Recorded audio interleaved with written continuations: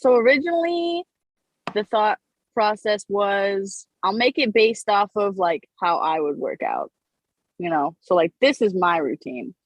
Because for at least this kind of thing, unless it's like a one-on-one, you really can't specify for everyone. Like sometimes people will ask like, I'm a beginner, can I do this? And I'm like, maybe. That's so broad. Like I can't, it's like unless I'm working with just you, it's really hard to like pinpoint what is beginner, what is intermediate, what is advanced. Because like I consider myself intermediate. So who's advanced and who's beginner? So my programs are just based on myself, kind of. Mm-hmm. Except for the dietary guidelines one, that one isn't based on myself. I feel like you shouldn't base that on anyone except for yourself. So that's just giving people the tools they need to find the answers to craft their own like meal structure, I guess. Why would you consider yourself intermediate? Obviously, you know yourself better than anyone else would perceive you as, but I would at least assume that you consider yourself above intermediate when it comes to lifestyle.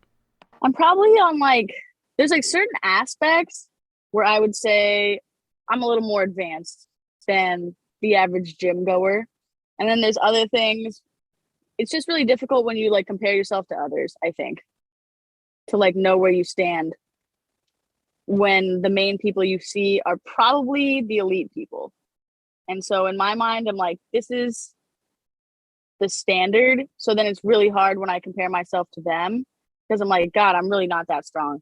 I really don't lift like that. I really can't do XYZ calisthenic moves. Like I'm kind of a jack of a lot of trades, master of few to none. But I enjoy them all.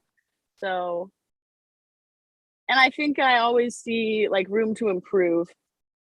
And it's like when I see someone who only does calisthenics, then I feel like, oh, dang.